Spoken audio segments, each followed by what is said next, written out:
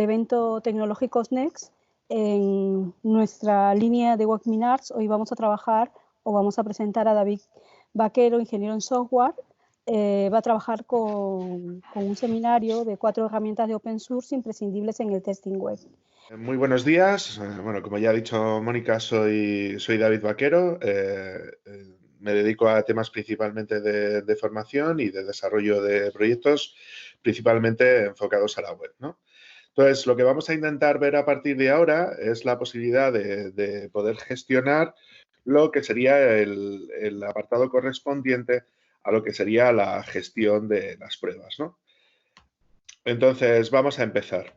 Entonces, cuando tenemos que ver el tema correspondiente de las pruebas, lo que tenemos que ver es cómo se pueden clasificar estas pruebas, cuándo realizar estas pruebas, saber qué es lo que se tiene que probar y cuáles serían los objetivos principales a la hora de desarrollar un determinado conjunto de pruebas. Entonces, bueno, vamos a ver un poquito por encima qué es lo que tenemos por aquí, ¿no? Entonces, sería una pequeña introducción, ver los tipos de pruebas, las estrategias que se siguen a la hora de realizarlas. A partir de aquí sería cómo se pueden diseñar pruebas correctas y definir, bueno, pues los conceptos principales de pruebas unitarias y las herramientas que se pueden llegar a hacer. Y luego iremos presentando cada una de las herramientas individuales que hemos visto a partir de aquí. Entonces, cuando estamos viendo principalmente lo que es el desarrollo de pruebas, lo que estamos intentando averiguar realmente sería lo correspondiente a la calidad de un determinado producto software o un servicio SaaS que nosotros estemos desarrollando. A partir de aquí, ¿qué es lo que queremos probar? Bueno, pues vamos a intentar ver cuáles son las cuestiones que queremos probar. Bueno, pues lo primero que tenemos que indicar es, pues eso, si cumple o no cumple con los requisitos que nosotros nos han marcado dentro de nuestro proyecto. Es decir, si estamos desarrollando un determinado proyecto para una administración pública, si cumple con esos requisitos que aparecen en los pliegos o si aparecen dentro de la documentación que nosotros hayamos firmado con nuestro cliente. A partir de aquí, evidentemente, tendremos que ver también que responde a todo tipo de posibles entradas. Las entradas van a ser todas aquellas acciones que podría reservar algún tipo de usuario o algún tipo de sistema que vaya a interactuar con nuestro software. A partir de aquí, evidentemente, otra de las cuestiones fundamentales es poder llegar a verificar si funciona o no funciona nuestra aplicación en un determinado tiempo aceptable, porque una cosa es que la aplicación o el software que nosotros estemos desarrollando vaya en un determinado momento, funcione, es decir, que introduzcas una serie de datos y que esos datos los procese de una manera adecuada, y otra cosa es que lo realice en un tiempo aceptable, es decir, en un tiempo que el usuario que vaya a utilizar esa aplicación de turno considere suficiente, ¿no?, para poder desarrollar su labor de una manera ágil, ¿no? A partir de aquí, otra de las cuestiones importantes es saber, evidentemente, si el software que nosotros estamos realizando es usable o no es usable, ¿no? Es decir, si a nivel de usabilidad puede servirnos para que el usuario de una manera sencilla pueda realizar las tareas que se nos han marcado dentro de los requisitos. Para el otro lado, también es muy importante poder llegar a saber si se puede instalar y se puede ejecutar de manera correcta la aplicación dentro de los entornos que a nosotros nos han marcado como que tenemos que cumplir, ¿no? Entonces, esto, claro, si nosotros lo vamos a hacer en un determinado momento para un determinado cliente final, bueno, él nos va a marcar cuáles son esos entornos que están definidos. Yo qué sé, tiene que funcionar sobre una base de datos de Oracle y sobre un determinado servidor de middleware, ¿no? Yo qué sé, sobre WebLogic, por poner un ejemplo, ¿no? Entonces, es muy importante que eso lo tengamos en cuenta. Pero cuando nos referimos, sobre todo, a lo que sea el tema de web, es muy importante también tener en cuenta que eso se tiene que ejecutar dentro de un determinado navegador. Entonces, el soporte de distintos navegadores es algo muy importante cuando estamos realizando este tipo de comprobaciones. Y luego, por otro lado, pues saber si a nivel general, ¿no?, pues eso, funciona o no funciona, si los usuarios se encuentran cómodos y si realmente es lo que ellos esperaban como clientes.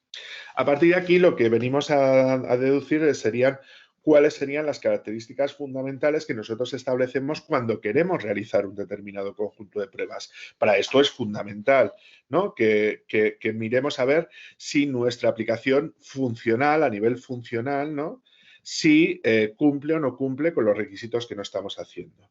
El segundo punto, ya lo hemos mencionado con anterioridad, sería la usabilidad, es decir, si es una aplicación usable, si es fácil de utilizar, si no tienes que hacer 400 clics para hacer una determinada tarea.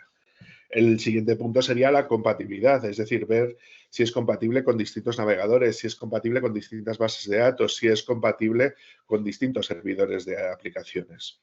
El siguiente punto sería la escalabilidad, es decir, si nuestra aplicación es capaz de poder aceptar múltiples usuarios de manera simultánea para poder realizar una escalabilidad de ese proyecto. Es decir, que si, por ejemplo, entran 4 usuarios a la vez y ya la aplicación se nos cae, pues evidentemente no es algo que haya sido pensado, ¿no?, para ser escalable, simplemente poniendo más máquina, por poner un ejemplo, ¿no? Por otro lado, si es mantenible o no es mantenible. Puede ser que nosotros hagamos una aplicación y, llegado el caso, esa aplicación que nosotros estemos realizando, vale, esté hecha pues muy a todo meter o a toda prisa, ¿no? Entonces nos podemos llegar a encontrar en un determinado momento que realizar cualquier cambio sobre la aplicación es un suplicio, ¿no? ¿Cuántas veces nos hemos encontrado una aplicación que no tocaríamos ni con un palo, verdad? Entonces, esto sería una de las cuestiones importantes, ¿no? ¿Cuánto nos va a costar el mantenimiento de esa aplicación y que los mantenimientos sean lo más baratos posibles, ¿no?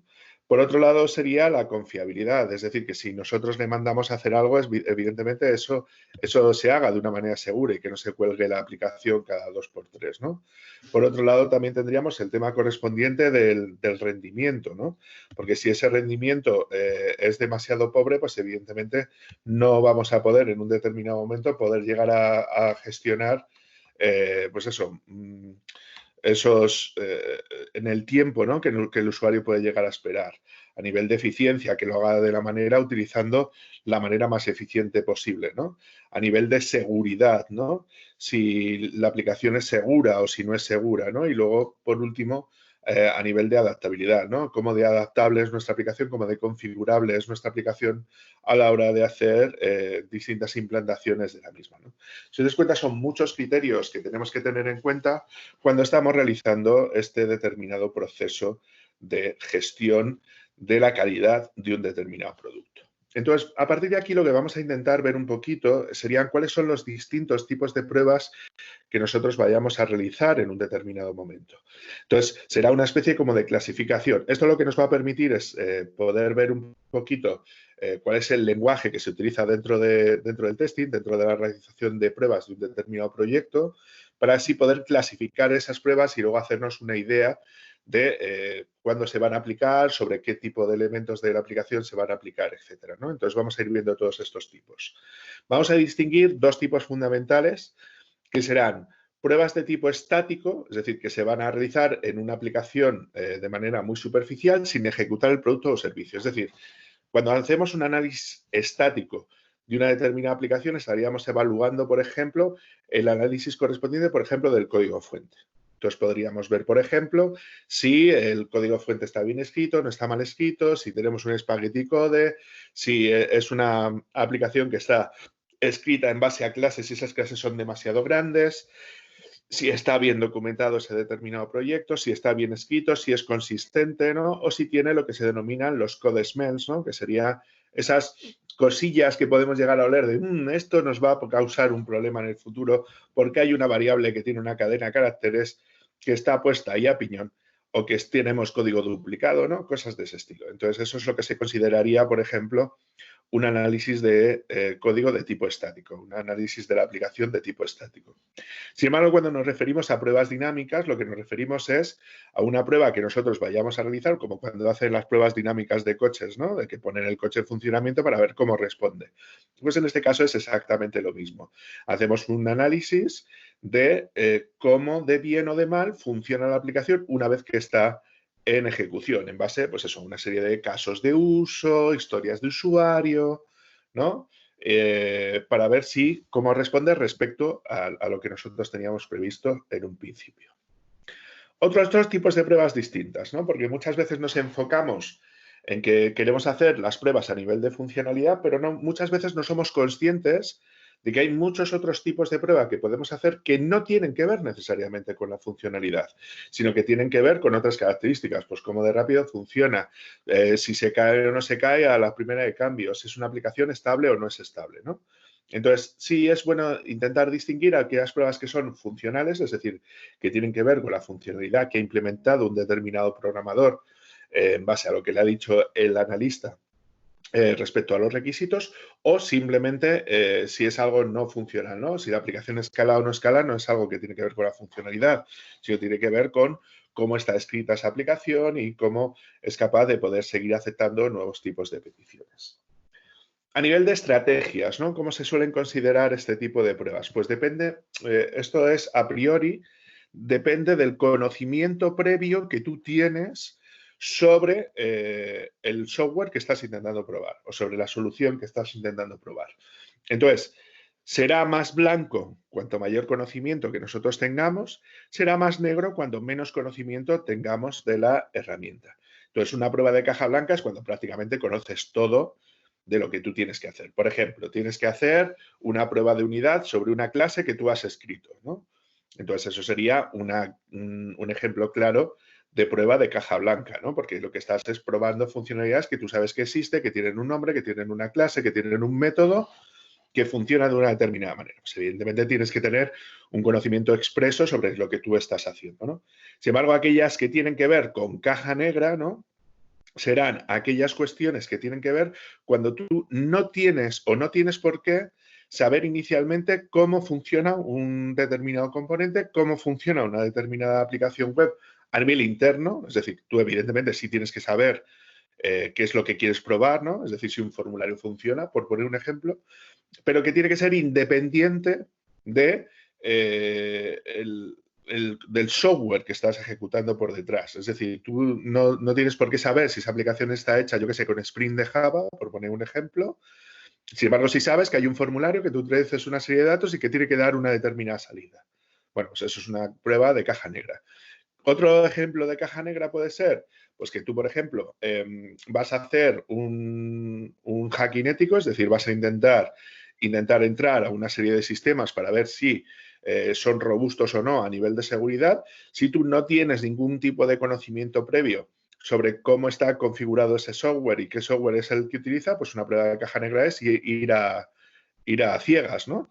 Es decir, tú dicen que esa es la máquina que tienes que intentar tirar, bueno, pues intentas probar a ver cuáles son los distintos vectores de ataque que puedes hacer, pero sin ningún conocimiento previo para saber cuál sería el aspecto, ¿no?, de un atacante, ¿no?, que entra a un determinado sitio para ver si puede, hasta dónde es capaz de poder llegar, ¿no? Y luego la caja gris sería, pues eso, todos los grises, ¿no? Es decir, vale, tengo algo de conocimiento previo interno, pero no tengo todo el conocimiento, sino solamente aquellas cosas en concreto que yo necesito, ¿no? Entonces puede ser que yo a lo mejor una prueba de seguridad yo tenga claro más o menos cuál es la arquitectura, pero no sé, pues eso, qué software es el que utilizan a nivel interno, qué servidor es el que utilizan o qué framework concreto es el que se utilizan para poder hacer, ¿no? Entonces sería más o menos esta la clasificación.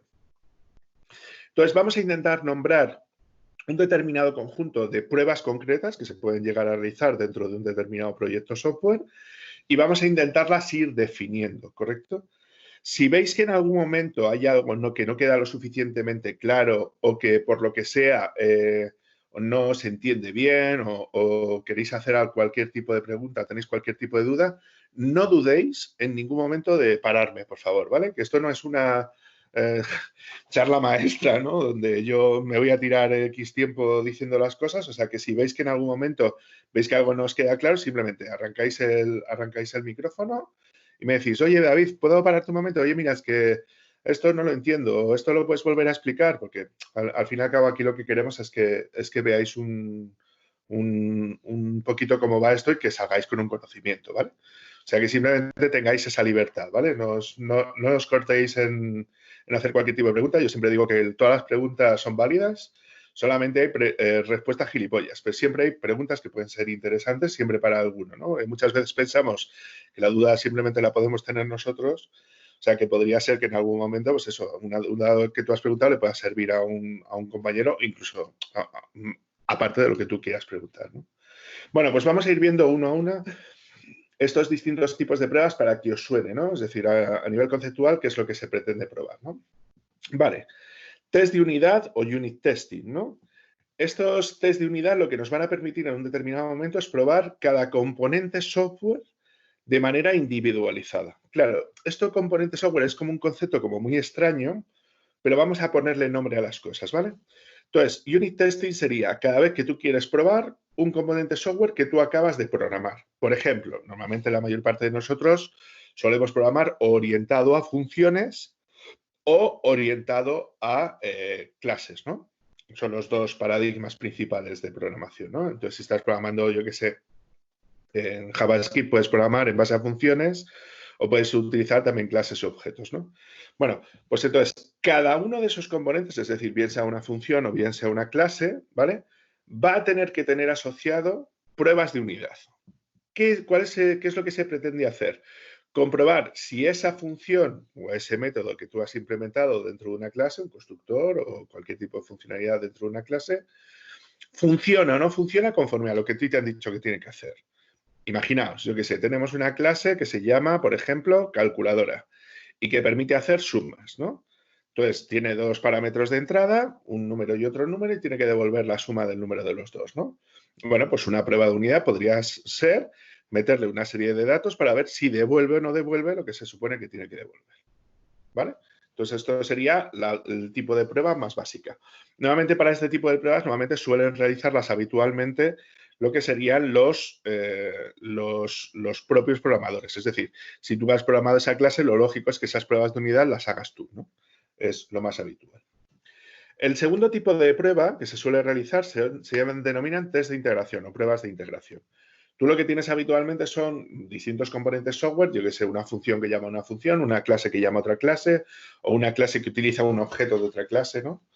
Entonces, cuando tú realizas un test de integración, lo que estás intentando probar es si la integración entre esas dos clases o las llamadas entre esas dos funciones funcionan como se supone que tienen que funcionar, ¿no? Entonces, esto es lo que nos va a permitir, de alguna manera, que tú pruebes, por ejemplo, yo que sé, tenemos un controlador web y tenemos un repositorio de acceso a base de datos, pues si un controlador tiene que acceder a un repositorio o a un servicio, pues que las llamadas que haces a ese servicio, mirar a ver si tú funcionas o no funcionas bien respecto a eso. Es decir, si el código del controlador en base a ese otro código funciona o no funciona. Entonces, para esto suelen ser bastante interesantes las herramientas de mocking, ¿no? Donde tú lo que haces es simular ese objeto y así puedes probar el código que estás probando, ¿no? Que es uno de los dos siempre solo a la vez, ¿no? Luego tendríamos lo que se denominan las pruebas de aceptación, que serían todas aquellas pruebas que en un determinado momento nos permiten saber si cumple o no cumple los requisitos que nos han marcado en un determinado momento.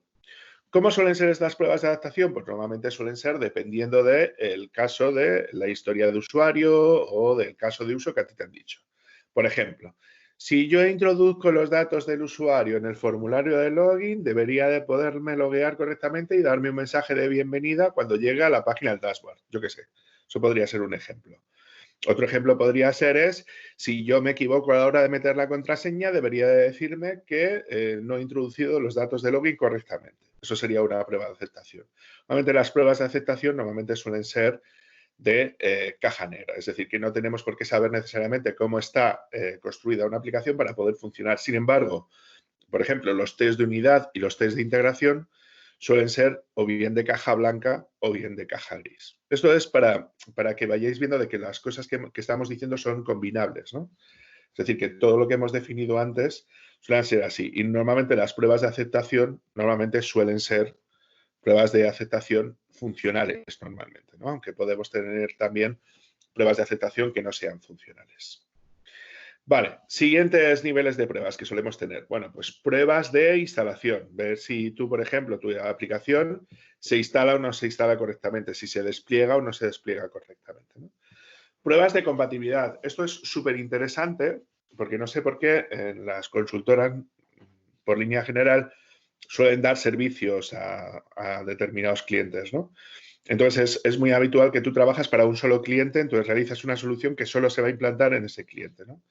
Pero muchas veces perdemos la noción de que nuestro software debe de ser lo más compatible posible. Es decir, que nosotros podemos hacer en un determinado momento que vamos a instalar una aplicación en un sistema operativo contra una base de datos para un determinado servidor de aplicaciones. Bueno, entonces es muy interesante decir, oye, vamos a soportar el máximo nivel de sistemas operativos posibles, vamos a soportar el máximo nivel de bases de datos posibles, vamos a soportar el máximo nivel de servidores de aplicaciones posibles, ¿no? Porque si no, simplemente parece que tienes que instalar una aplicación que tiene que funcionar en Windows, en Oracle y en WebLogic. Chicos, no, vamos a intentar dar un mayor soporte, ¿no? Entonces, hacer estas pruebas de compatibilidad es muy interesante, ¿no? Porque nos hace pensar, ¿no?, que una solución que nosotros estamos desarrollando se puede convertir en un producto y que ese producto yo lo puedo llegar a desplegar en distintos clientes que tengan, pues esos distintos sistemas operativos, distintas bases de datos, distintos servidores de aplicaciones, ¿no? Seguimos. Pruebas de sanidad o los sanity checks, ¿no? Los sanity checks son ese conjunto de pruebas que tú tienes definido, ¿vale? Que si no se cumple en un principio, ya no tiene sentido seguir probando, ¿vale? Entonces, tú lo que dices es, a ver, esto es lo que yo tengo definido como pruebas mínimas de funcionamiento, ¿vale? Pero que no tiene sentido, si, por ejemplo, si no soy capaz de comprar en una tienda online, no tiene sentido seguir probando, porque es como algo crítico, ¿no?, dentro del sistema, y a partir de aquí son determinadas cosas que nosotros tenemos que ver, ¿no? El siguiente punto sería los smoke tests, ¿no?, que son las pruebas de humo, que si os dais cuenta puede ser bastante compatible con las pruebas con los sanity check, ¿no?, que son como las pruebas mínimas que tiene que pasar un determinado software para que se pueda liberar, ¿no? Entonces, estos dos conceptos suelen mezclarse, aunque tratan de cosas distintas, realmente están hablando más o menos de lo mismo, ¿no? Que es, ¿cuál es la funcionalidad mínima que tú tienes que llegar a probar para poder hacer una determinada release? O cómo van sucediéndose distintas fases, ¿no? A partir de ahí tiene sentido que sigas probando cosas, ¿no? Entonces, eso lo que define bastante es lo que serían las pruebas mínimas de funcionamiento y a partir de aquí puedes seguir funcionando, ¿no? Vamos a seguir. Pruebas de regresión. ¿A qué nos referimos con pruebas de regresión? Imaginaos que vosotros tenéis un determinado proyecto software que tenéis desplegado en un determinado cliente y gracias a Dios alguien ha tenido la suficiente cabeza o el tiempo o el dinero, ¿vale?, de hacer todas las pruebas necesarias para cubrir todos los casos de uso que tenemos definidos dentro del cliente, ¿no? Ahora podéis empezar a pensar cuántos proyectos habéis desplegado así, ¿vale? Entonces, llega un determinado momento donde dices, vale, perfecto, quiero hacer un cambio o me ha entrado un determinado bug, ¿no? Entonces, ¿cómo consigo yo que saber si no he metido la pata? Es decir, si el cambio que yo he realizado dentro de la aplicación resuelve el fallo que a mí me han dado, es decir, lo primero que tendrías que presentarte es, tengo un caso de prueba que compruebe si este fallo se está dando o no se está dando, ¿vale? Y luego, por el otro lado, saber exactamente si, llegado el caso en un determinado momento, ¿vale?, sirve o no sirve para saber si yo he metido la pata respecto a que he tocado algo que ha permitido que esa funcionalidad que yo quería arreglar, igual la he arreglado, pero igual he tocado algo o he jodido algo que estaba bien escrito y que he hecho que algo no funcione, ¿no? Entonces, se considera prueba de regresión a esas pruebas que tú realizas antes del despliegue de una aplicación o de resolver un determinado fallo, que permite detectar esos fallos antes, ¿vale?, de que yo suba algo y haya roto la aplicación por algún lado, ¿no? Entonces, es como una manera de que nosotros nos quedemos tranquilos de decir, oye, he tocado esto, he arreglado esto, lo que me ha dicho el cliente, pero no he tocado nada más o no he roto ninguna funcionalidad dentro de la aplicación que estaba correctamente anteriormente, ¿no? Pruebas destructivas. Siempre me acuerdo de Rocío Jurado cuando digo esto. Destructores. Bien. Lo que pretendemos hacer con las pruebas destructivas es hacer que un software falle, ¿vale? Entonces, esto se puede hacer, por ejemplo, con ataques de DDoS, es decir, para ver si metiéndole caña con múltiples peticiones simultáneas, ¿no?, podemos hacer que la aplicación rompa, ¿vale? También puede ser pruebas que tengan que ver con robar datos, por ejemplo. Es decir, si puedo romper la seguridad para poder entrar y poder ver si tengo acceso a datos que de otra manera no tendría. Luego, si yo puedo alterar la base de datos hasta tal punto como para poder destruir su funcionamiento o poder borrar datos, ¿no? Es decir, os dais cuenta, ¿no? Es decir, sería ponernos en la perspectiva de que llegue un determinado momento donde yo quiero hacer un conjunto de pruebas para ver si puedo romper, dejar de funcionar, colocar la aplicación, ¿no?, con cosas de ese estilo. Test de sistema. Los test de sistema sería, todos los test que tú tienes que realizar antes de hacer un despliegue, ¿no? Que sería probar de principio a fin todas las funcionalidades para ver si cumple con todos los requisitos que te han marcado. Os dais cuenta que sería algo parecido a las pruebas de regresión, ¿no? Lo único es que ahí estás comprobando una versión respecto a la anterior y un test de sistemas cuando lo pruebas de pe a pa, ¿no? Pruebas de usabilidad. Evidentemente serían pruebas donde tú lo que estás intentando ver si un software es usable o no es usable por parte de un usuario, ¿no? Que es una de las cosas que tú tienes que llegar a ver en un determinado momento. Entonces, es cuando sientas a un usuario encima de la mesa, entonces dices, oye, mira, a ver cómo funciona, si va, si no va, si está o si no está, ¿no? Es decir, si lo tiene fácil, no lo tiene fácil, ¿no? Entonces, para esto también hay muchas herramientas que nos permiten ayudar, ¿no? Para saber cómo se comportan los usuarios o cosas de ese estilo, ¿no?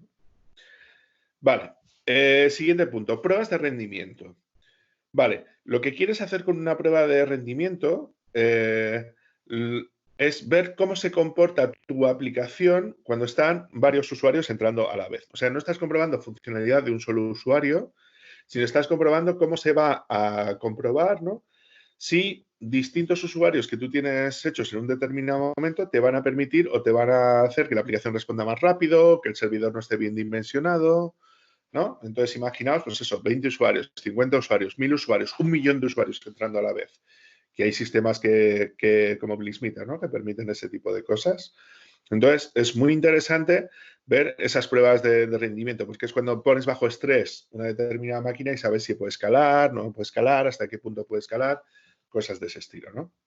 Luego, por el otro lado, estarían lo que son las pruebas de carga, ¿no? Donde intentas ver es si la aplicación, cómo responde la aplicación ante una determinada petición, ante un determinado proceso, yo qué sé, el login, ¿no? Por ejemplo, cuánto tarda en hacer el login, cuánto tarda en presentarme un listado de usuarios, cuánto tarda en presentarme la página principal, ¿no?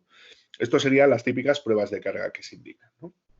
Entonces, ¿cómo planificamos esto? ¿Cómo estructuramos estas pruebas para que veamos un poquito por dónde van los tiros, ¿no? Entonces, una de las cuestiones principales sería básicamente eso, ¿no? Sería primero tener los requisitos del análisis claros, es decir, tener unos requisitos claros, un análisis claro, y esto sería la base, ¿no? Para poder empezar a funcionar con lo que nosotros hacemos. A partir de aquí sería realizar una planificación de esas pruebas, ¿no? Es decir, vale, tenemos todos estos requisitos que tenemos que probar, ¿cómo vamos a planificarlo? ¿A qué le vamos a dar prioridad? ¿Cuál es el camino crítico de la aplicación que nosotros estamos haciendo? ¿Qué es lo más fundamental de esta aplicación? Igual es el proceso de pago, igual es el proceso de compra, igual es, yo qué sé, el envío de un correo electrónico, ¿no? Es decir, ¿cuáles son las funcionalidades críticas que yo quiero probar? ¿Qué queremos probar primero? ¿No? ¿O a dónde le vamos a dar prioridad? ¿No? Luego, por el otro lado, sería el desarrollo de esas pruebas. Es decir, vale, ya tenemos claro qué es lo que nosotros tenemos. Entonces, tenemos que probar esta serie de funcionalidades durante este sprint, por poner un ejemplo, ¿no? Pues ahí es donde tú lo que vas a hacer es intentar realizar esas pruebas. Claro, ¿qué ocurría hasta ahora? Que esto tú normalmente, hasta que no tenías el software desarrollado, tú no podías ponerte a la hora de desarrollar esas pruebas, ¿no? Pero las nuevas filosofías como el TDD o el BDD, ¿no? Es decir, el Test Driven Developer en el desarrollo orientado a pruebas o el desarrollo orientado a comportamiento, lo que te vienen a hacer es que tú ya puedes ir desarrollando esas pruebas, aunque no tengas un software por detrás que lo avale. Es decir, tú ya puedes empezar a desarrollar esas pruebas independientemente de que si hay un software o no hay un software detrás, ¿no?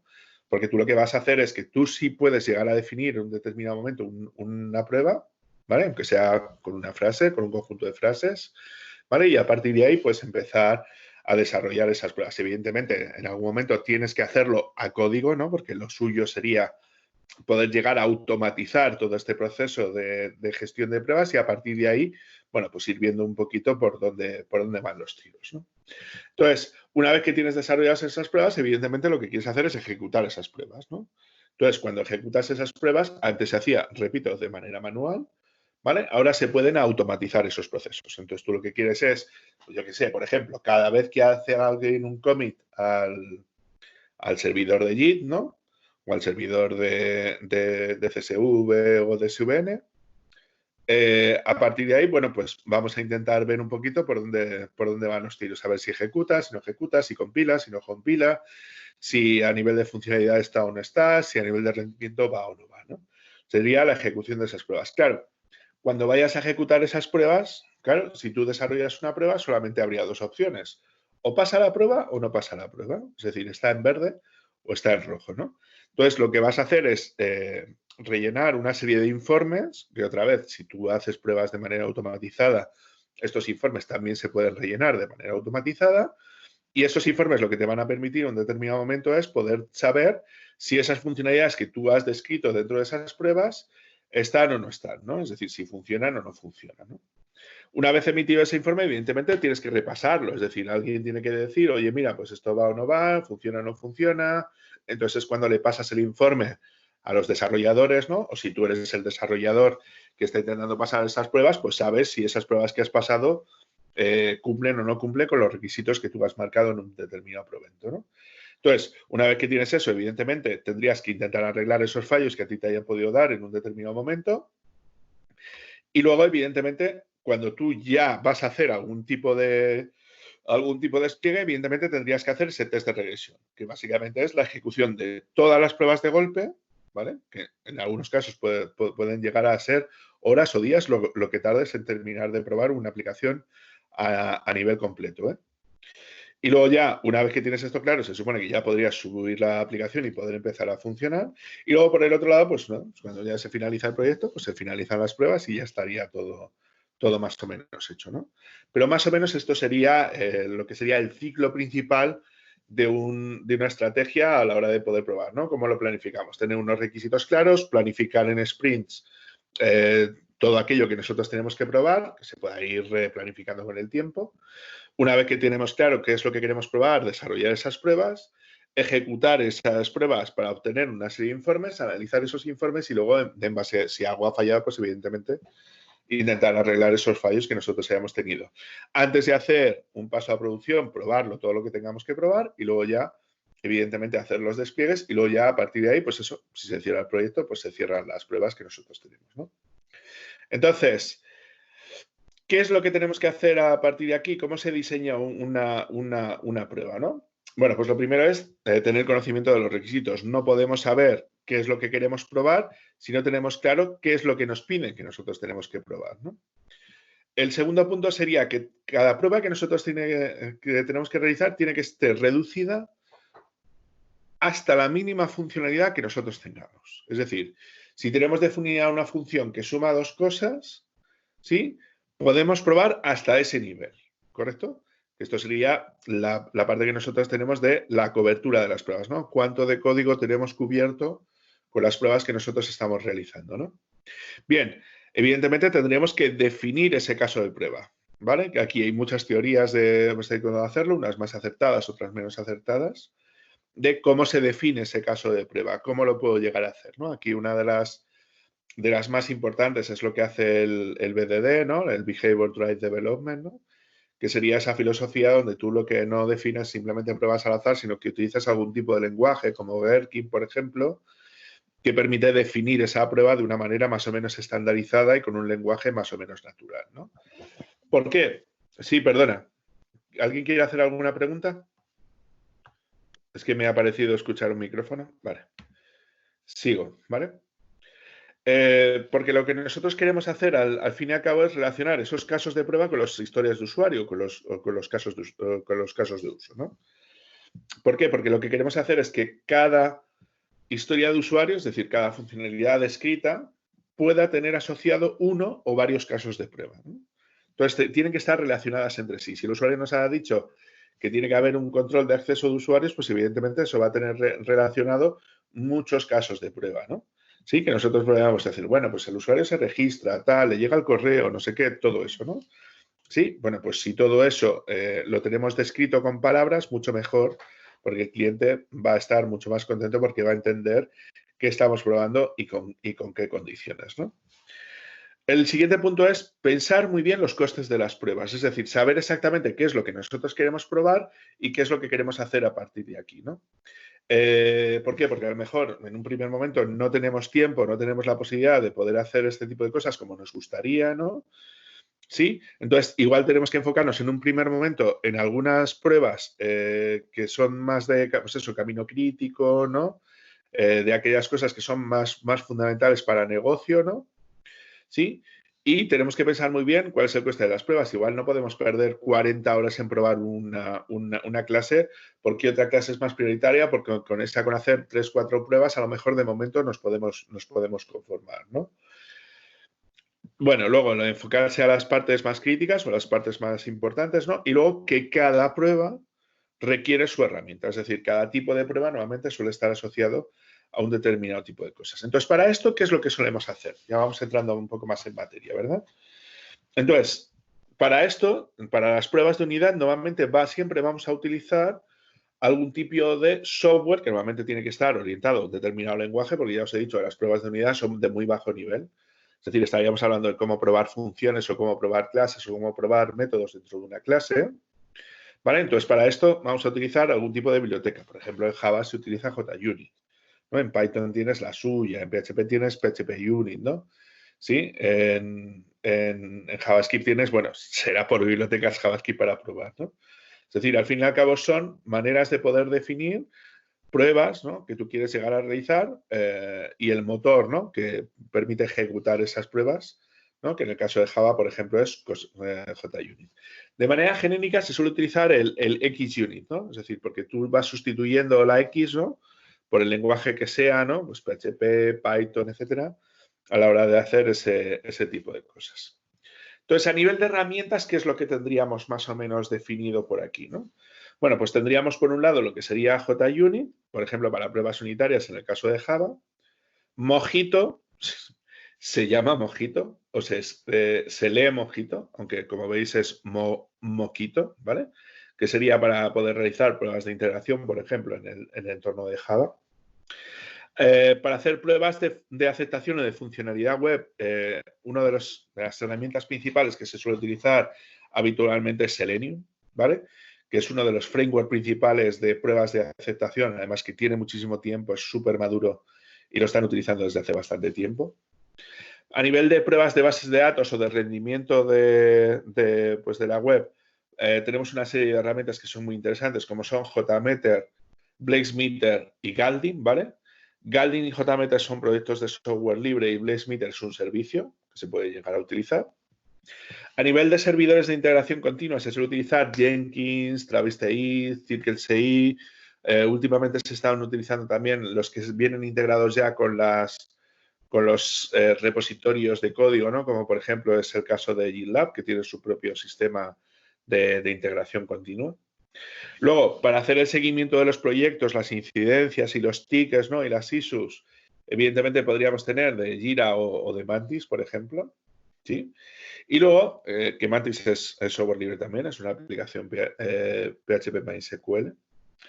Evidentemente, cuando tú quieres lanzar todo este conjunto de pruebas, necesitas algún tipo de sistema de compilación o despliegue, ¿no? En el caso del mundo Java, por ejemplo, es Maven, Gradle, ¿no?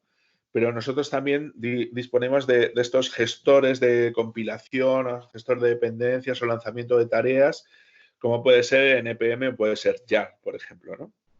Que son los dos más utilizados, uno en el mundo Java y otro en el mundo JavaScript, ¿no? O en el mundo TypeScript incluso. Y luego, evidentemente, herramientas para hacer despliegue de aplicaciones o despliegue de entornos de pruebas, ¿no? Como por ejemplo puede ser Docker y Kubernetes, por ejemplo, ¿no? Y a partir de aquí, bueno, pues más o menos ya podríamos empezar a movernos, ¿no? Entonces, claro, esto, claro, como depende mucho de cada lenguaje, ¿no? Entonces, ¿cuál es el lenguaje que tú utilizas? ¿Es PHP? Pues qué herramientas tendrás que buscar, las herramientas necesarias que tú necesitas para hacer PHP. Luego, ¿qué bibliotecas tengo disponibles yo de pruebas para mi lenguaje? Porque no son lo mismo las bibliotecas para poder probar JavaScript que para poder probar PHP, que para hacer mock en Java o hacer mock en TypeScript, ¿no? Por un ejemplo. Una de las cosas que quiero que os planteéis bastante, ¿no? ¿Y tu framework? Es decir, ¿el framework que tú estás utilizando tiene integrado o es fácil integrar algún tipo de sistema de pruebas? Es decir, si tú tienes, por ejemplo, una aplicación Spring, Spring dispone de algún tipo de sistema de testing o de pruebas, ¿no?, para poder probar componentes o para poder probar integraciones entre clases. ¿Lo tiene o no lo tiene? Porque a lo mejor este puede ser algún tipo de decisión que tú puedas tomar si estás eligiendo un framework, ¿no? Para ver si tiene o no tiene algún tipo de integración con alguna biblioteca o si el propio framework provee algún tipo de herramientas para poder probar, ¿no? Sí, entonces es muy interesante que siempre que vayáis a desarrollar un proyecto nuevo, que vais a meteros en un nuevo proyecto, que siempre hagáis una nueva búsqueda, ¿sí? Porque podéis llegar a encontrar a lo mejor nuevas herramientas que pueden llegar a poder realizaros esa tarea, ¿no? O ese testing que vosotros tenéis que hacer de una manera mejor a la que lo hacíais antes, ¿no? Entonces, si hacéis un proyecto, por ejemplo, que pues yo qué sé, 3 meses, 6 meses, un año, es muy interesante porque en ese tiempo es posible que hayan salido nuevas herramientas que puedan ser interesantes a la hora de poder hacer. Entonces, ¿qué es lo que suelo hacer yo? Pues yo lo que hago es cada vez que me voy a meter en un proyecto nuevo, cojo las herramientas que tengo y busco posibles alternativas y a partir de ahí, bueno, pues más o menos me hago una composición de lugar y entonces digo, bueno, pues mira, esto, puedo utilizar esto aquí, ¿no? Que es muy similar al listado, ¿no? Que habéis visto por aquí que yo tengo hecho. Entonces, por ejemplo, si estoy utilizando JUnit, ¿hay algo mejor que JUnit para Java? La respuesta suele ser no. JUnit es Dios. Entonces suele estar necesario. ¿Hay alguna alternativa que pueda utilizar? Yo qué sé, ¿no? O en el caso, por ejemplo, para el tema de compilación o las herramientas de compilación y de despliegue, ¿no? ¿Hay algo mejor que Maven? Igual podemos pasar a Gradle, que es un poquito mejor. Yo qué sé, cosas de ese estilo, ¿no? Y luego estaría lo del tema del mocking, ¿no? O de los proxies, que esto ya os lo he comentado antes, ¿no? Que es como que tú simulas un objeto porque quieres probar solo las partes de una funcionalidad. Esto se utiliza principalmente para los test de integración, ¿no? Cuando estás probando dos componentes, es decir, un controlador que accede a un servicio, por ejemplo, y tú quieres simular el servicio porque estás probando solo el controlador, ¿no? O un servicio que accede a un repositorio. Si estás probando el servicio, tendrás que simular lo que haga ese determinado repositorio, ¿no? Es decir, componentes software que se usan unos a otros, siempre simulas el componente que usas, ¿no? O el que consultas, ¿vale? Para poder probar única y exclusivamente el componente que tú estás probando, ¿no? Y luego, bueno, pues tema muy interesante lo del tema de la cobertura de código, porque es lo que nos va a permitir en un determinado momento poder saber, pues eso, cuánto código estamos probando. Es decir, oye, tenemos una cobertura del 10%, del 20%, del 30%, ¿no? Bueno, es una métrica muy importante que lo suyo sería que fuera aumentando con el tiempo, es decir, según tú vas haciendo distintas releases o distintas entregas a ese cliente o de semana en semana, ¿no? O de sprint en sprint, ¿no? Lo ideal sería que tú, cada vez que estés haciendo un proyecto, esa cobertura de código no baje. Es decir, que cuando tú estás probando una aplicación, ¿sabes? Pues que siempre vayas a mejor, es decir, que siempre tengas un mayor índice de cobertura de lo que es el código. Es decir, que cada vez estés probando más funcionalidades dentro de tu aplicación. Entonces, aquí vamos a detenernos en esa parte inicial, en estos conceptos básicos, ¿no? Entonces, vamos a ver qué conclusiones hemos sacado. Bueno, hemos visto los distintos tipos de pruebas que tenemos disponibles. Hemos visto las estrategias que nosotros podemos seguir a la hora de desarrollar determinadas pruebas. Hemos visto las fases que se dan dentro de un proyecto que lo que intenta hacer es hacer pruebas sobre un determinado software y hemos conocido más o menos las herramientas que podemos llegar a utilizar a la hora de llegar a probar, ¿no? Entonces, Vale, dice que cuáles son los problemas más comunes en las pruebas web. ¿Cuáles no? Te diría. Es una pregunta muy difícil. Ya, Porque pues, depende mucho de la aplicación que estamos haciendo. Pero bueno, voy a darte una serie de cosas típicas que es muy importante probar, ¿no? Dos cuestiones que normalmente suelen fallar mucho en lo que es en lo que es el tema de web suele ser lo que son la prueba de formularios, ¿no? Es decir, cuando tú estás intentando probar un determinado formulario, tienes que indicar, pues eso, dónde está el campo, rellenar ese campo y cosas de ese estilo. Son como cosas que es bastante típico que puedan llegar a fallar, sobre todo si el diseño cambia, ¿no? Entonces, es como muy importante coordinarse con la gente que está haciendo lo que es el desarrollo, nosotros desde la perspectiva de testing, para que coloquen los identificativos en el código HTML, ¿no? Para que podamos buscar muy fácilmente lo que yo llamo los elementos interactivos, ¿no? Para poder buscar lo que son esos objetos dentro del DOM. Entonces es súper importante, ¿no? Otra de las cosas típicas que suele fallar bastante es el tema de las peticiones Ajax, que es algo un poco tricky, que puede depender mucho, ¿no? El tema de tiempos de respuesta, esperar a que algo llegue, es algo que normalmente suele fallar bastante, ¿no? Que tienes que hacer especial hincapié, sobre todo últimamente casi todas las aplicaciones suelen ser Ajax, ¿no? Entonces el esperar a que un elemento esté presente, cosas de ese estilo, son cosas bastante útiles, ¿no? Y luego hay algo que normalmente siempre solemos cometer, o en la mayor parte de los proyectos, algo que no se suele tener mucho en cuenta, es el tema de las pruebas de rendimiento y la escalabilidad. Que es algo como que dice, está la funcionalidad, ya, pero ¿has probado si eso escala o no escala? Entonces son cositas como muy importantes a la hora de saber probar, ¿vale? Muy bien. Gracias. ¿Hay alguna pregunta más? Yo creo que puedes empezar, ¿eh?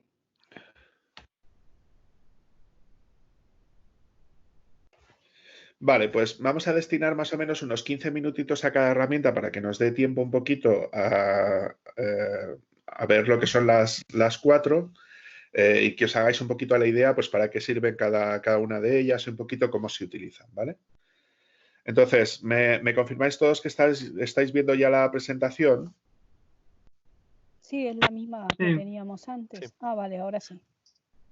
No, esta es nueva, es la de JUnit y Mojito. Vale, perfecto. Pues muchas gracias. Voy a intentar ir rápido porque quiero que nos dé tiempo a todas las herramientas.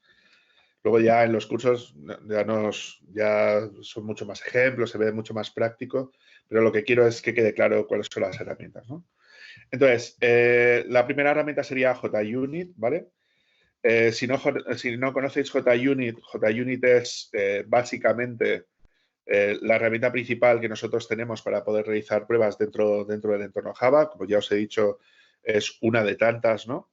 Porque dependiendo de cada lenguaje, ¿no? Vamos a tenerla más o menos disponible. Evidentemente es software libre, se puede utilizar, es fácilmente integrable con Maven, con Gradle, con un montón de herramientas que tenemos nosotros disponibles, ¿no? Entonces, en este caso, los objetivos serían, pues eso, escribir pruebas de unidad, cómo se lanzan esas pruebas de unidad, cómo realizar pruebas de integración y cómo se pueden aislar esos componentes. Entonces, en este caso, lo que vamos a utilizar es eso, esta pequeña introducción, ¿no? Entonces, JUnit es el estándar de facto dentro de las pruebas de unidad Java y se puede decir que es el framework principal. Es decir, prácticamente casi no hay nada que no se pueda integrar con JUnit.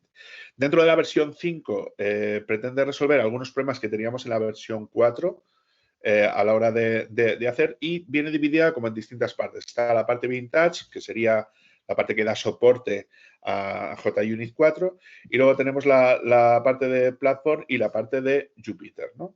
Entonces, la versión 5 lo que permite es que se puedan ejecutar cosas de manera paralela, es decir, hasta la versión 4 solamente se podían ejecutar de manera secuencial estas pruebas y era uno de los problemas graves, ¿no? Que teníamos dentro de JUnit 4, que era lo que nosotros necesitábamos, ¿no? Es decir, porque cada vez hacemos más pruebas.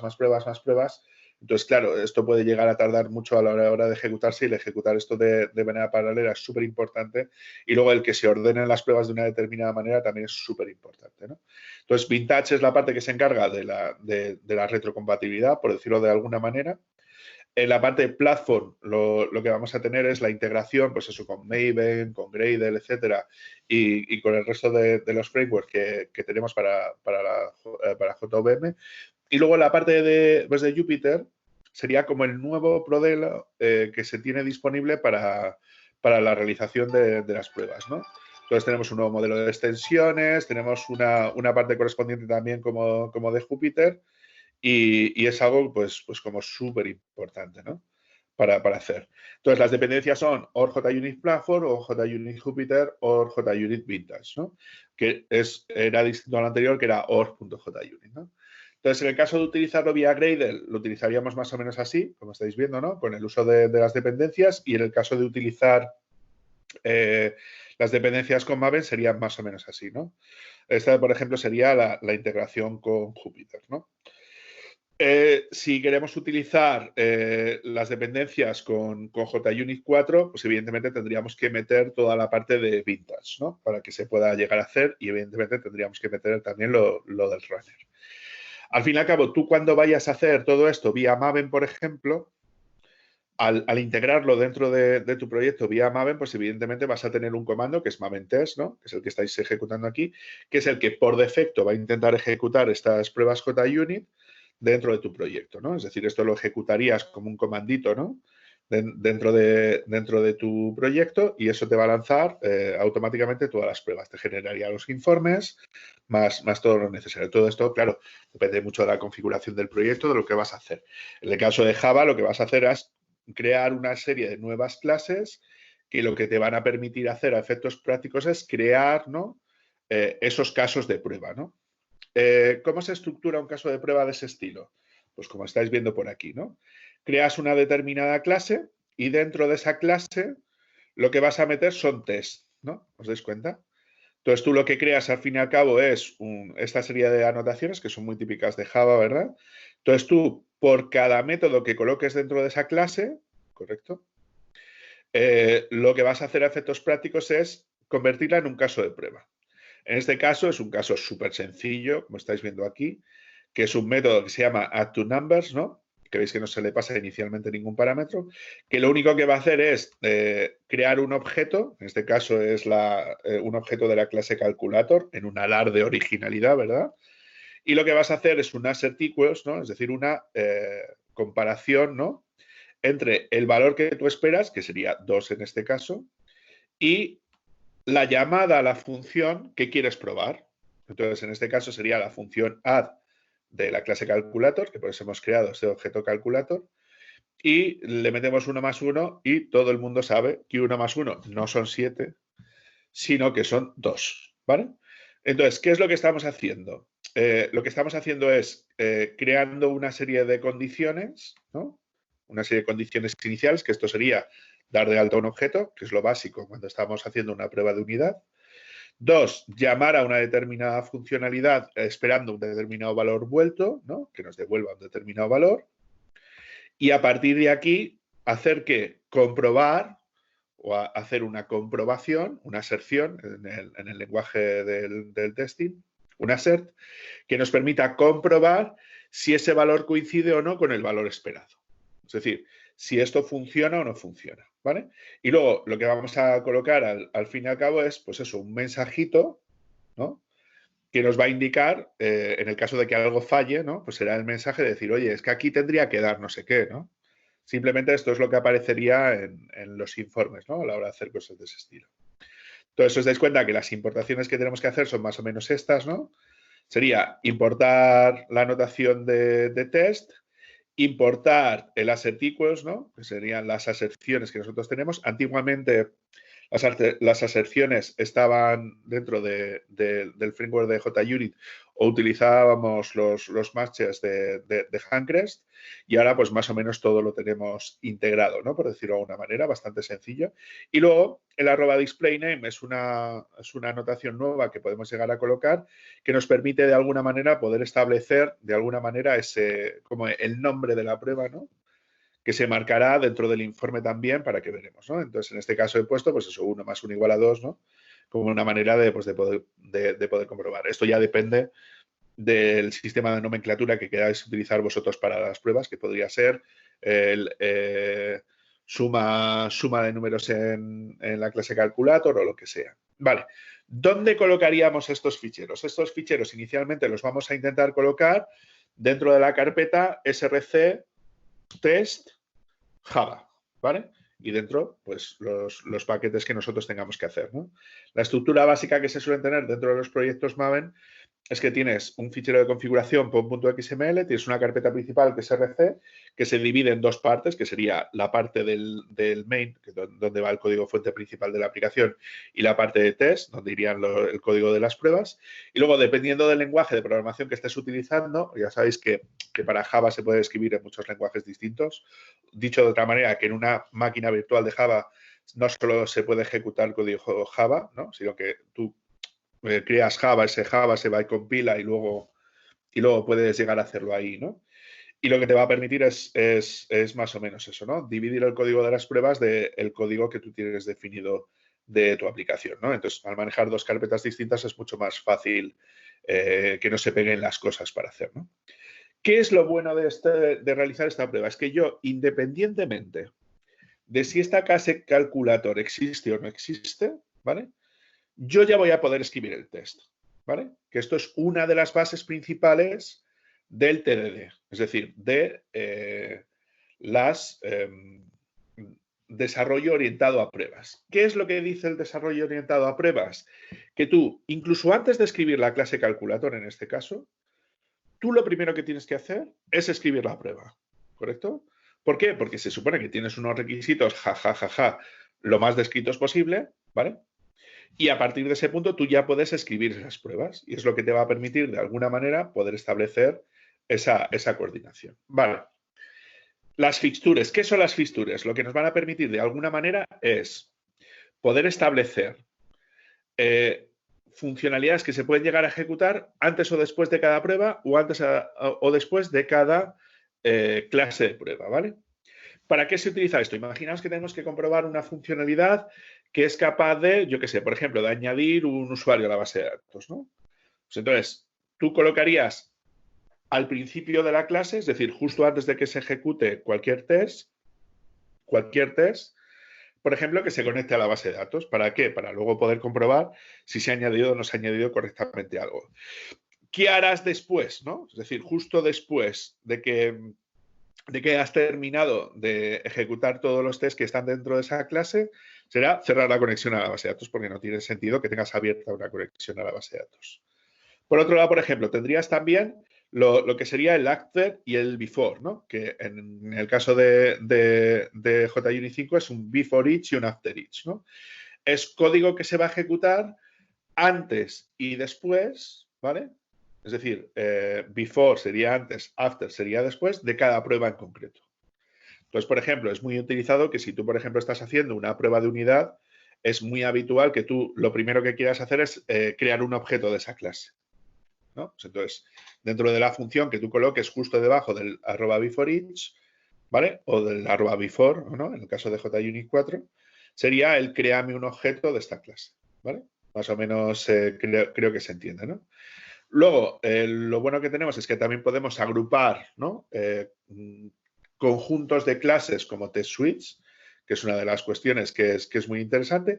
Y luego, la utilización de los assert, ¿no? De las aserciones dentro del código, que evidentemente tenemos un montón de ellas, ¿no? Podemos decir, por ejemplo, que poder comprobar que sean iguales, que sea o no sea null, si lanza o no lanza una determinada excepción, que esto es muy interesante, sobre todo en el caso de Java, si me ha dado un timeout, yo que sé, una determinada acción, ¿no? Si un valor es falso, si no es falso, ¿no? O si es true o si no es true, ¿no? Entonces, son como distintos tipos de aserciones que nosotros podemos hacer a lo largo del tiempo para hacer. Pero si os dais cuenta, más o menos todo es esto, ¿no? Yo coloco una serie de clases colocadas dentro de SRC main Java, en este caso, ¿no? Estamos haciendo con Java. Y a la hora de hacer el Maven test se van a ejecutar todo eso. ¿Por qué? Porque se va a encontrar estos @test, ¿no? Entonces va a ir ejecutando paso a paso cada una de las cosas, ¿no? Entonces, a partir de aquí, evidentemente, tenemos distintos tipos de aserciones, pues el equals, el true, el false, el null, el save, ¿no? ¿Sí? El que tiene una excepción, el que haga un timeout, ¿no? Cosas de ese estilo, ¿no? Y a partir de aquí, pues bueno, es ir haciendo esas comprobaciones. ¿Para qué sirven esas comprobaciones, por ejemplo, en el caso de web? Pues tú, por ejemplo, puedes lanzar una petición a una web, ¿no? Y decir, por ejemplo, pues eso, si tiene un cuadro de login o si una vez logueado me aparece un mensaje, eso serían los assets que tú podrías llegar a hacer en un determinado momento, ¿no? Entonces, son temas como muy interesantes y que pueden llegar a hacer, ¿no? También se pueden taguear, es decir, se pueden crear como tags, ¿no? Y luego puedes ejecutar solamente aquellas pruebas que estén tagueadas de una determinada manera o que tengan un determinado tag, ¿sí? También se pueden deshabilitar test de manera temporal, entonces puedes colocar un @disable, que sería como el @ignore dentro de JUnit 4, y luego, bueno, pues puedes tener pruebas anidadas, factorías de pruebas, hacer test parametrizados, que era una de las cosas muy interesantes que no teníamos en JUnit 4, pero que sí tenemos en JUnit 5, y luego test repetidos, ¿no?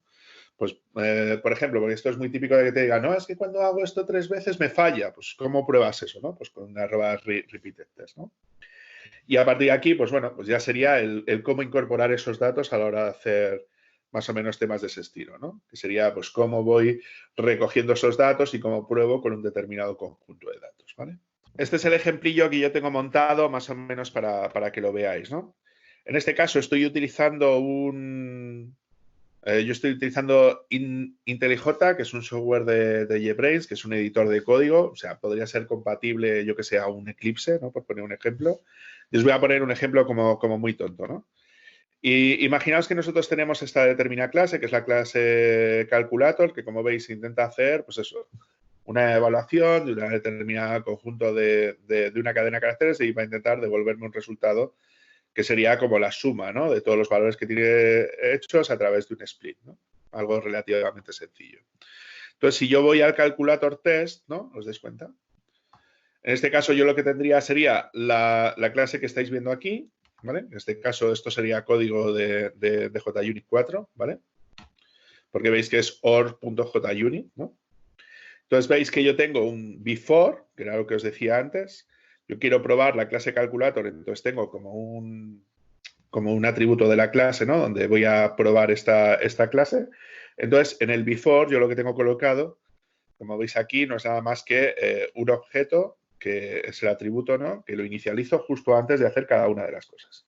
Entonces, os dais cuenta que lo único que estoy intentando hacer es un determinado conjunto de pruebas, ¿no? Donde veis que le paso una cadena de caracteres, que es la suma de un determinado conjunto de valores, y luego intento hacer, pues, el assert tipos, ¿no? Entonces, ¿por qué sucede esto? Bueno, pues yo simplemente voy probando un objeto de otro. En este caso, si lo pruebo directamente dentro del entorno, veis que me va a intentar compilar lo que es la aplicación. Y aquí en la parte de la izquierda, si os dais cuenta, me van apareciendo pues de esta clase, ¿no? Cada uno de los 3 casos que tenemos y veis que todos me aparecen como en verde, ¿no? Esto mismo yo podría llegar a hacerlo, por ejemplo, si yo abro una determinada terminal y ejecuto un Maven test. ¿Os dais cuenta? Que sería la ejecución, pues, de todos y cada uno de las pruebas que yo tengo hechas. ¿Os dais cuenta? Y me aparecen aquí lo que son los resultados, ¿no? De los 39 tests que tengo definidos dentro de mi código. Sí, y a partir de aquí, pues nada, simplemente tendría, pues, los resultados, ¿no? Es decir, si funciona, si no funciona, si va, si no va, ¿no? Esto, por ejemplo, es una prueba hecha con BDD, ¿no? De que dado que tengo una clase llamada calculadora, cuando ejecuto el método de la suma debería de devolver, ¿os dais cuenta? Entonces, esto es Cucumber, ¿no? Que es una de las expresiones que tenemos para poder definir BDD, ¿no? Entonces, en este caso es, bueno, pues un software bastante sencillo de utilizar y simplemente es, bueno, pues ponerse un poco las pilas con ese tipo de cosas hasta que ves un poquito por dónde van los tiros, ¿no? Siempre ayuda mucho que el IDE, ¿no? Es decir, la herramienta que tú utilices para programar te facilita este tipo de cosas, ¿no? Tanto Eclipse como IntelliJ, a mí me gusta más IntelliJ, en el caso de Java, nos permite hacer todo este tipo de cosas, ¿no? ¿Qué es Selenium? Selenium es un framework que lo que nos va a permitir hacer a efectos prácticos es la posibilidad de poder realizar pruebas a nivel de web, ¿no? Es decir, como si fueras un usuario que accede a la aplicación. La página principal de Selenium, ¿vale? Es esta que estáis viendo aquí, de selenium.dev, ¿vale? Y como veis, lo que nos va a permitir es, bueno, pues establecer todos los criterios distintos a la hora de hacer, ¿vale? Este tipo de pruebas. Como veis, bueno, tiene muchos sponsors, es prácticamente el principal framework de pruebas de aceptación de temas de web, ¿no? Entonces, en nuestro caso, es muy importante que utilicemos un framework que soporte principalmente todos los navegadores, porque básicamente lo que va a hacer este framework es levantar un navegador web, yo que sé, un Chrome, un Firefox, un Safari, ¿no? Se va a ejecutar esa determinada prueba en ese navegador concreto y a partir de ahí nos va a ofrecer un determinado conjunto de resultados. Principalmente Selenium tiene como tres componentes principales, ¿vale? que serán lo que es la parte correspondiente al IDE, que es un plugin, ¿vale? Que tenemos... básicamente lo que es el Selenium IDE es como una especie de ayuda que nos va a permitir en un determinado momento para poder, que es como una extensión de Chrome, una extensión de, pues, de Firefox, y lo que nos va a permitir es la grabación de las pruebas, ¿no? Entonces, lo que tenemos por aquí, para que me entendáis, es la posibilidad de que tú vayas ejecutando un determinado conjunto de tareas, ¿no?, dentro del determinado navegador. Él te va a abrir como una ventanita, ¿no? A partir de aquí puedes pulsar el botón como para que te grabe, ¿no? Por decirlo de alguna manera. Y él lo que te va a hacer a efectos prácticos es ir grabando todas las acciones que realizas como usuario a la hora de realizar este determinado tipo de acciones. Por ejemplo, he abierto esta página web, he hecho clic en este enlace, me he ido a este campo y he rellenado esto, luego he pulsado el botón de enviar y luego quiero comprobar si aparece este mensaje, ¿no? Sería la parte de los assets, ¿no? Entonces, es una herramienta que mola un montón, que está súper guapa, porque a cualquier persona, entre comillas, sin conocimientos de programación, puede realizar la grabación de estas acciones, ¿no? Con un curso previo, claro, para que sepa un poquito qué es lo que tiene que probar o qué es lo que no tiene que probar. Y a partir de ahí es capaz de registrar de alguna manera los pasos que tienen que ver con un determinado procedimiento, con un determinado caso de uso, ¿no? Imaginaos, yo qué sé, entro a la web, realizo un determinado conjunto de pasos y a partir de aquí, pues realizo un determinado conjunto de acciones, X, pues las que sea. Entonces, el Selenium IDE es un plugin, que es una extensión de Firefox o de Chrome que nos permite hacer esa grabación. ¿Por qué es interesante esto? Pues porque al fin y al cabo utilizas un navegador para ejecutar esos pasos y esos pasos quedan registrados, entre comillas, en un fichero, ¿vale? ¿Cuál sería el siguiente paso que nosotros realizamos a partir de ahí? Bueno, pues el siguiente paso que solemos hacer habitualmente es la exportación de esos pasos a un determinado Selenium WebDriver. ¿Qué es WebDriver o para qué sirve WebDriver? WebDriver lo que nos va a permitir en un determinado momento es la posibilidad de poder gestionar la generación del código, ¿vale?, que luego nos va a permitir poder ejecutar esa prueba de manera automatizada en algún tipo de sistema. Entonces, lo bueno del asunto es que cuando tú estás dentro del IDE, puedes realizar una exportación de ese código a un determinado lenguaje concreto. Es decir, tú lo que haces al fin y al cabo es exportar ese código mediante, pues eso, plugins que tienen definidos ellos. Por ejemplo, y quiero exportarlo a un código Java, o quiero exportarlo a un código PHP, o quiero exportarlo a un código Python, ¿no? Entonces, tú vas exportando a distintos lenguajes. Evidentemente, si tu background, ¿no? Es decir, si tú sabes PHP, lo lógico es que lo exportes a la versión PHP, ¿no? Si tu background es de Java, por ejemplo, pues que lo exportes a un código Java, ¿no? Entonces, ¿cuál sería el resultado de todo esto? Pues sería un fichero, por ejemplo, JUnit de Java, ¿no?, que te permita hacer ese tipo de cosas, ¿no? Entonces, tú coges lo que es el IDE, desde el IDE generas lo que es la prueba. Una vez que tienes la prueba como tal, la exportas a un determinado lenguaje, ¿vale?, que en este caso, por ejemplo, sería Java, y él ya te habrá generado una clase Java JUnit, por ejemplo, ¿no?, que tú ya luego puedes incorporar dentro de tu proyecto y ya puedes retocar y poder funcionar para que haga pues lo que tú le has pedido que haga. Es decir, te generaría lo que es el código fuente principal de uso.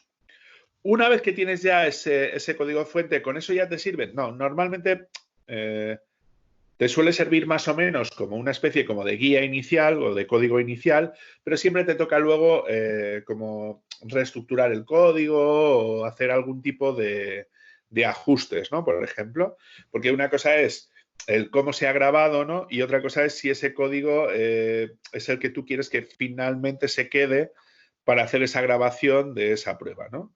Entonces, a lo mejor tienes que hacer algún tipo de ajuste o lo puedes enganchar con alguna prueba BDD que tengas definido o cosas de ese estilo, que puede resultar interesante. Pero en este caso, finalmente lo que vas a hacer es hacer una clase Java, en el caso de que estemos hablando de generación pues de Java, ¿no? Vas a hacer una clase Java JUnit que se va a ejecutar con el código de JUnit. ¿Sí? ¿Cuáles son los problemas típicos que se suelen dar con esto? Pues evidentemente son dos, ¿no? Uno, que como es un software que requiere de la intervención de un software, como es el caso cuando vas a ejecutar la prueba, me refiero, ¿eh? Como es un caso que tiene que ver con la intervención contra un navegador, es que la versión del WebDriver que tú utilizas, es decir, del Chrome Driver, es decir, del software que tú utilizas para lanzar y comunicarte con Chrome, funcione correctamente, ¿no? Es decir, que coincidan de versión. Y esto hay veces que es un poco tricky de configurar, ¿no? Pero la verdad es que merece mucho la pena porque, claro, una vez que lo tienes configurado, pues si tienes configurado Firefox, tienes configurado Chrome, tienes configurado Internet Explorer, tienes configurado Safari, por ejemplo, pues puedes lanzar todas esas pruebas, ¿no?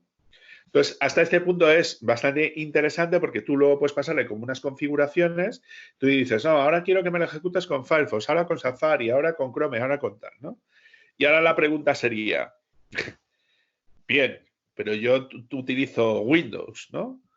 O utilizo Linux, ¿no? ¿Cómo ejecuto las pruebas en Safari? Porque Safari es el navegador que se suele tener normalmente para los dispositivos de Apple, ¿no? ¿Cómo puedo probar en Safari? ¿Cómo puedo decirle que pruebe en el Firefox de Windows o en el Firefox de Linux o en el Firefox ejecutado dentro de MacOS, ¿no? Pues para esto es para lo que está Grid, ¿vale? Grid es un servidor que tú puedes llegar a arrancar que tiene una arquitectura cliente-servidor. Entonces, lo que te permite es que tú arrancas un servidor en modo hub, por decirlo de alguna manera, y lo que te va a permitir en un determinado momento es que ese hub que tú tienes definido te permita de alguna manera poder establecer como esa comunicación. Creo que en la presentación tengo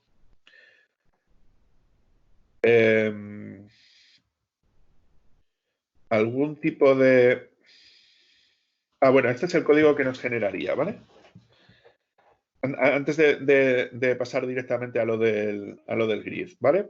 Quiero explicaros el código que te genera a partir de ese punto, ¿no? Entonces, fijaos, el primer paso que se hace, o sea, todo este código te lo genera él, ¿vale? Yo simplemente voy a explicaros un poquito cómo funciona la cosa para que veáis un poquito por dónde van los tiros, ¿no? A ver, lo fundamental es que tú tienes que dar de alta un WebDriver, ¿vale? Este WebDriver vas a tener un WebDriver por cada navegador. Es decir, vas a tener el Firefox Driver, el Safari Driver, el Internet Explorer Driver, el Chrome Driver, etcétera, ¿no? Y eso, al fin y al cabo, como es una clase que implementa una interfaz, pues tú luego utilizas esa interfaz para poder ejecutar el resto de pruebas. Lo habitual es que lo primero que haces habitualmente es ir a una determinada página web de turno, ¿vale? Hasta aquí más o menos bien. Y luego lo que haces es localizar el elemento que tú quieres para interactuar con él. Esto es lo que se llaman los finders, ¿no? Sería como muy parecido al getElementById o al get o al query selector, ¿no? Que solemos utilizar dentro de JavaScript para localizar un elemento visual. En este caso, lo que vamos a intentar buscar es un elemento por su nombre, ¿no? ¿Sí? Pues que el nombre sea Q. Este Q suele ser el cuadro de búsqueda. Puede buscarse por nombre, puede buscarse por path, puede buscarse por identificativo, que es lo más habitual. Esto es lo que me preguntabais antes, es cuáles son los fallos típicos cuando estamos desarrollando este tipo de pruebas sincronizado con desarrollo. Esto es una de las cosas, ¿no? Es siempre buscar por identificativo, ¿no? Pues si la caja donde tú escribes, ¿no? Lo que es la búsqueda, que siempre tenga un identificativo, que cualquier botón que tú vas a pulsar siempre tenga un identificativo, ¿no? Para poder buscarlo. A partir de aquí, como veis, lo que hago es rellenar ese campo, en este caso con un sendKeys, y luego lo que hago es un submit, que sería como enviar el formulario. ¿Y qué hago a partir de aquí? Bueno, pues aparte de imprimir, ¿no? ¿Cuál es el título por pantalla? Si os dais cuenta, lo que hago es esperar, ¿no? Hasta un determinado punto. Esto es lo que os digo que es un poco tricky, ¿no? De que como es algo que será Ajax y no cargue automáticamente tal, pues como que tienes que esperar a un determinado tiempo, que esto es lo del WebDriver wait, ¿no? Sí, hasta que llegue a un determinado punto que haga algo, ¿no? Es decir, ¿qué tendría que comprobar aquí? Pues que el título empiece por esto, ¿no? Por lo que nosotros le hemos puesto en un principio, ¿no? Que esto sería la parte del assert, ¿os dais cuenta? Es decir, yo quiero comprobar que eso sea así. ¿Cómo lo compruebo? Pues esta sería una manera de poder hacerlo, ¿no? ¿Sí? Y a partir de aquí, pues, no, pues ya te puedes empezar a funcionar y a poder hacer. Los localizadores, ya os he dicho, es cómo localizo yo el elemento con el cual interactuar. Por identificativo, por nombre de clase, por nombre de tag, por un link con un determinado texto, un texto parcial, un selector CSS o un XPath, ¿no? Luego, a nivel de formularios, evidentemente, se puede interactuar con los select, se puede interactuar con los value de los campos, en los botones podemos hacer el click y el submit, etc, etc, ¿no? Y luego lo que sería la parte correspondiente al Selenium Grid, ¿no? Que sería el apartado correspondiente a los dos tipos que hay, ¿no? Que es una especie de maestro-esclavo. El hub es el maestro y el node son los esclavos, ¿no? Entonces, ¿qué es el node? Donde se van a ejecutar las pruebas en sí y el hub es el que se encarga de repartir ese trabajo. Entonces, ¿qué es lo más habitual? Pues que tú tengas distintos ordenadores, ¿no? ¿Por qué? Porque tú no puedes ejecutar todo en todo, ¿no? Es decir, si tú tienes un Safari en Mac, necesitas un Mac, ¿no? O al menos un sistema virtualizado con Mac, ¿no? ¿Sí? Si tú quieres probar algo que funcione en Linux, necesitas un ordenador o una máquina virtual que se esté ejecutando dentro de una Ubuntu, por ejemplo, ¿no? Si quieres comprobar si funciona bien en Linux. O un Internet Explorer en Windows XP. Espero que nadie esté usando Windows XP a estas alturas. O en un móvil Android o en un móvil iOS, ¿no? Entonces, si os dais cuenta, son como distintos software que yo puedo llegar a utilizar para hacer. Entonces, ¿qué es lo que pasa? Yo desde mi ordenador puedo lanzar al hub un determinado conjunto de pruebas, una especie como de configuración. Yo le digo, oye, mira, quiero que me pruebes esto en Safari para Mac, en Firefox para Ubuntu y en Internet Explorer para Windows. Y él, cada uno de los nodos, cuando se levantan, es decir, cada uno de estos servidores cuando se levantan, lo que van a hacer es registrarse en el hub. Entonces, el hub va a saber a qué nodo tendrá que mandarle el conjunto de pruebas para hacer ese tipo de cosas. ¿Veis un poquito por dónde quiero ir? Entonces, es un sistema súper completo y súper interesante a la hora de hacer temas de ese estilo, y yo creo que merece mucho la pena que lo estudiéis y que os lancéis con ello, porque la verdad es uno de los principales que se suele utilizar para pruebas con interfaz y con navegador, ¿no? Muchas gracias por asistir, gente. Nos vemos en la siguiente si os apetece.